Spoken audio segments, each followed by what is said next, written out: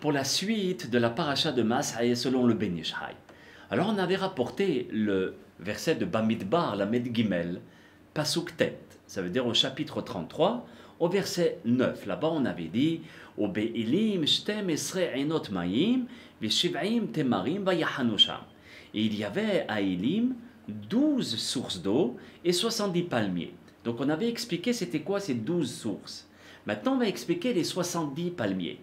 Les 70 palmiers, c'était quoi? La bina, c'est-à-dire le discernement, qui lui, ce discernement est comparable au vin, qui lui a pour valeur numérique de 70. Mais il faut savoir que la bina, aussi le monde du discernement, fait le contact avec un des mondes supérieurs, qui est le troisième monde des sphirotes, qui s'appelle la Beria. Bria, c'est carrément le Olam Haba. Il faut savoir aussi que dans ce monde-là, le Bria, tous les Neshamot d'Israël viennent du monde Bria, c'est-à-dire du troisième monde. Aussi, la Torah, elle vient du monde de Beria, d'où la connexion entre le peuple d'Israël et la Torah.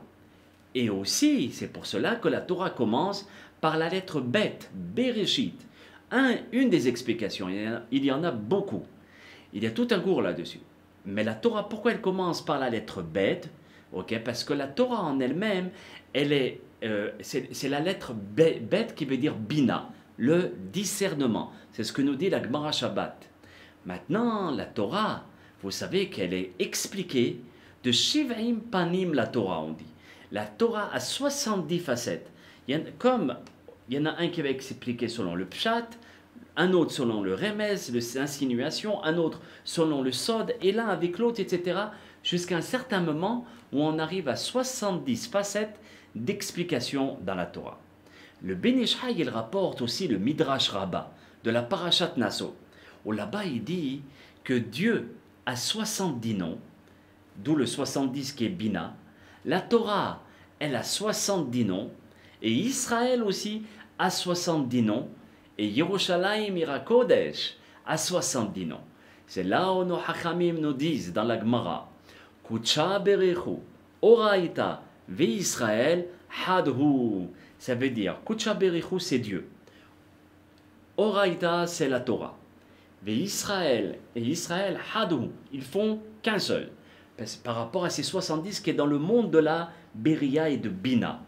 Maintenant, la Shrina, c'est-à-dire la présence divine, qui est représentée par la Torah de Dieu, elle est principalement à Jérusalem, comme c'est marqué dans Yeshaïa au chapitre Bet, au chapitre 2, et au verset 3, qui mitzion tetze Torah, udvar Hashem Yerushalayim, car la Torah, elle sort de Tzion. Tzion, c'est aussi le Bet Amikdash. Udvar Hashem est la prophétie, c'est dans la parole de Dieu, elle sort de Yerushalayim. Ça veut dire qu'un prophète ne pouvait prophétiser qu'à Yerushalayim. Yona, qui a prophétisé à l'extérieur d'Israël, c'est une exception. Et un jour, on expliquera Blineder pourquoi. Maintenant, Akadosh Baruch Hu a donné une place principale à Yerushalayim, où chaque Ben Israël, chaque juif, a une place à Yerushalayim. Et c'est pour cela que c'est marqué dans la Torah, Vayahanu Sham, et ils ont campé là-bas, là où il y avait 70 palmiers, d'accord? C'est quoi ces 70 palmiers? C'est les 70 facettes de comprendre la Torah, qui est quelle Torah? De Bina, du discernement. Et le Ben Ishai, il dit Artikre Sham, parce que c'est marqué dans la Torah, et là-bas il y avait. Donc là-bas on dit Sham en hébreu.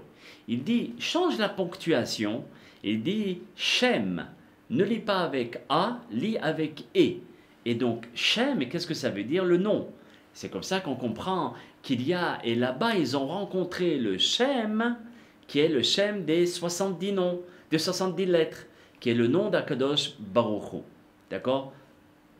Donc, si vous remarquez, comme vous savez que Hachem a construit son monde, se basant sur les sphirotes, comme on a expliqué dans le cours de la semaine dernière.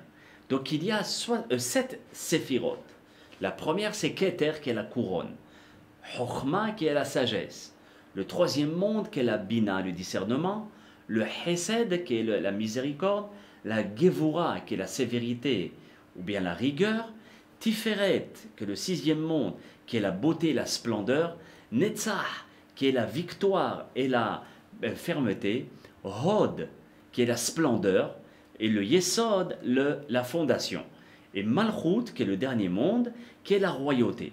Donc, ici, il y en a 10. Maintenant, dans les 7, ça veut dire les 7 premières, d'accord, il y a 7 sphirotes. Vous savez que dans chaque sphirote, à l'intérieur, il y a 10 sphirotes. Vous voyez? Donc, ça veut dire que dans Sphira, par exemple, de Malchut, il y a aussi Yesod, Chochma, Bina. Vous voyez? Donc, chacun est constitué de 10 sphirotes. Donc, 7 sphirotes multipliées par 10, on obtient le chiffre 70. Et qui fait un rapport avec les 70 Témarim, les 70 palmiers que la Torah nous enseigne. Ça veut dire que là-bas, les Bni Israël ont bu de l'eau, mais ont pris les 70 palmiers qui sont la compréhension des 70 facettes de la Torah.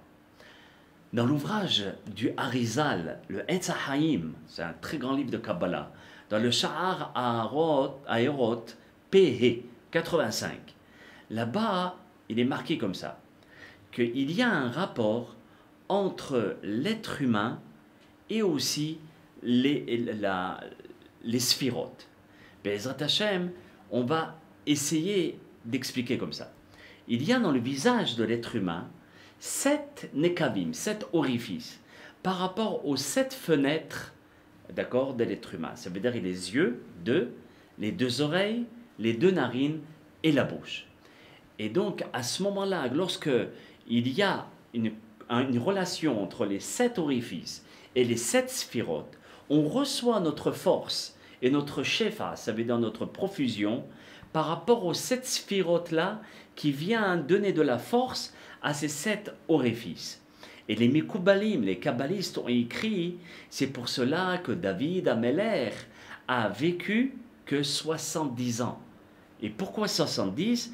Par rapport aux 70 facettes, mais aussi par rapport aux 70, d'accord, qui sont les sphirotes, 7 multipliés par 10, et aussi pour terminer à la Malchut. Malchut qui est la 7e sphira, cette Malchut qui veut dire la royauté.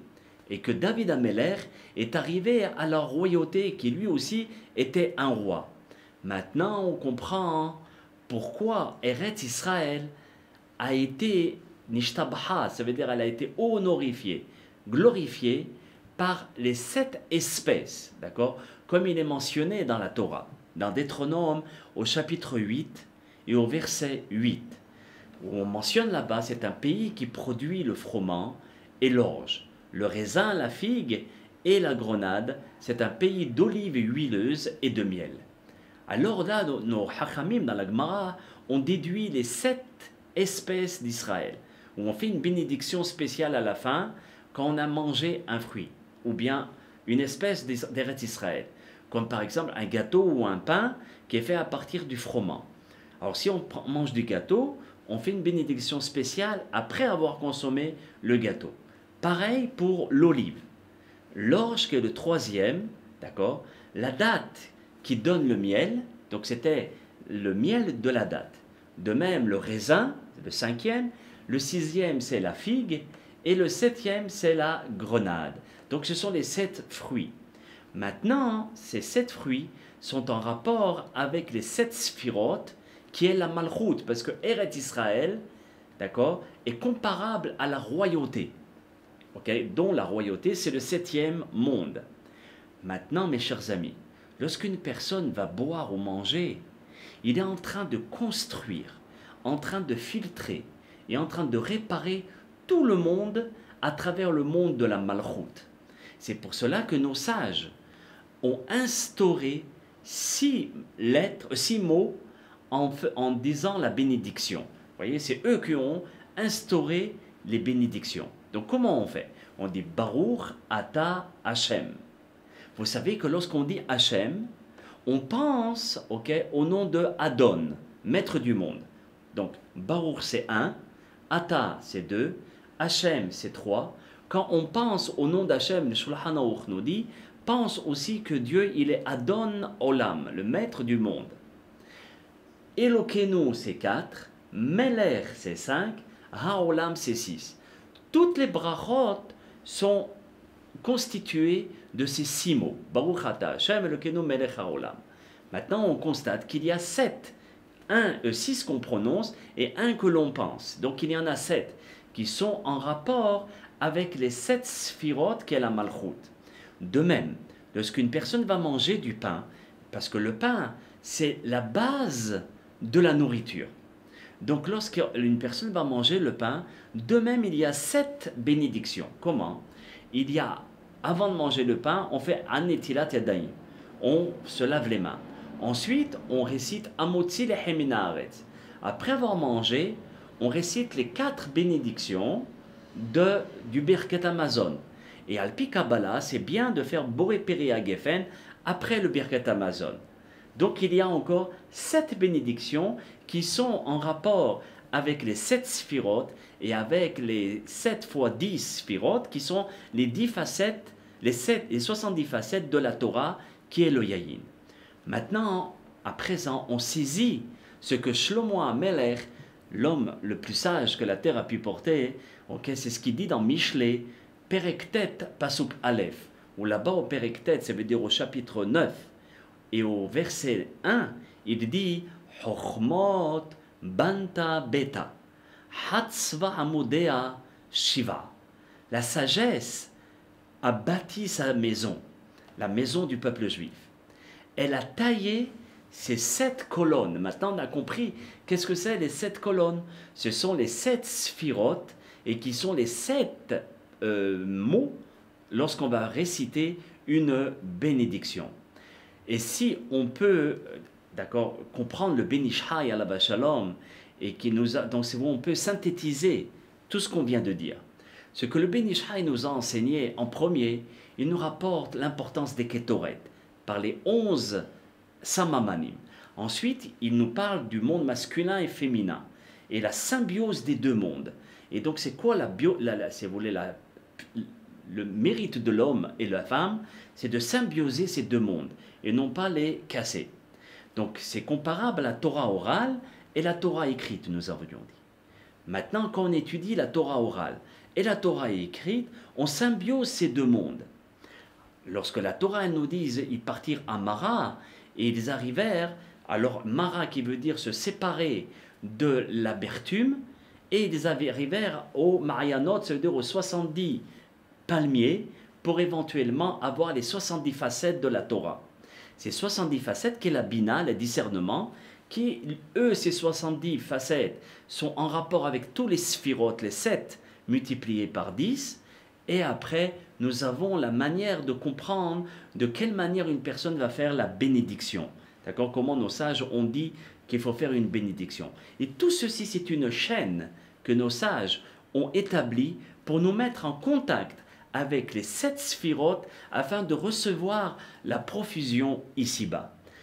J'espère que j'ai été clair et qu'Hachem, Be'ezrat Hashem, nous aide lorsqu'on récite une bénédiction avant de manger, de pouvoir faire descendre la profusion sur terre et qu'on puisse, par l'aide de la Torah Akdusha, de faire venir Mashiach Tzidkenu et la réparation des Netzotzot Akdusha, des étincelles divines.